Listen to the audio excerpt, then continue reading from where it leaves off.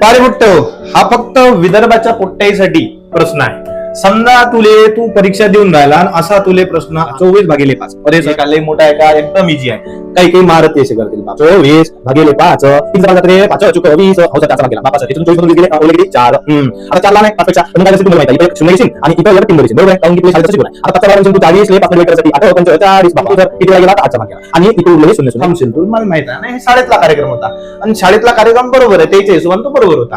पण आता हे चुकीचं आहे. बरं काही आता थोडेसे हुशार झाले ते काय करतील नाही 5 1 5 4 5 20 इथं लिहितो मी बरोबर. बरं 4चा भाग केला आता किती उरले इथं 4 उरले आहे की थोडेसे तुमच्या हुशार झाले काय आता 4 5 पेक्षा लहान आहे. मग आता एक करायचं इथे 1 0 देतात. आता 5 झाले काटा इथे 1 0 दिला म्हणजे इथे 3 दिला दिले हो ना बापा सरासाठी मध्ये काटा 8 45 8 45 जमलं की आले नंतर बरं. पण ना हे बरोबर आहे ना हे बरोबर आहे, कारण की हेही चुकीचं आहे म्हणजे आपल्या परीक्षेच्या पॉईंट ऑफ व्ह्यूनी. कारण याला टाइम लागते याला टाइम लागते. तर मग आता खतरनाक ट्रिक काय सांग. समजा तुला आला असं काम पडलं 24/5 बापा लय डिफिकल्ट आन्सर आहे. नाही काहीच नाही काय करत तुला सांगतो 24चा फक्त डबल कर आणि तोही मनातल्या मनातच कार्यक्रम चालते. बरं इकडे तिकडे करायचं काम नाही. 24चा डबल तुला माहिती आहे किती येते तर तू म्हणशील सर 48 होते बरोबर आहे. आलं की नाही उत्तर. आता काय कर उजव्या साईडनी एक जागा सोडून एक टिंब लावून दे. अरे बापरे खतरनाक आहे सर. बरोबर आता पुढे जाऊ.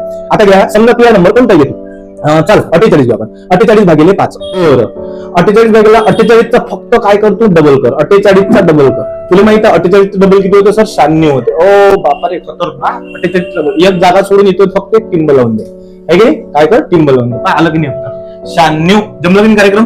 बरं आता पुढे काय आता कोणताही नंबर तू काय म्हणशील मोठा घ्यायला सर येऊ शकता चालतं का. बरं मोठा घेतो तुझ्या मनाला 144/5 बापा सर विषय आहे गंभीर 144चा डबल कर रे 144 डबल तुला माहित आहे 288 बरोबर आहे की नाही. आता काय कर फक्त उजव्या साईडला एक जागा सोडून इथं टिंब लावून दे बापा सर एवढं इजी आहे काय. हो ना आता मोठा प्रश्न घेतला ना कसा घेतला 3 4 5 6/5 किती सेकंद हार्डली म्हणजे तुला लागायला पाहिजे जास्तीत जास्त 5 सेकंद.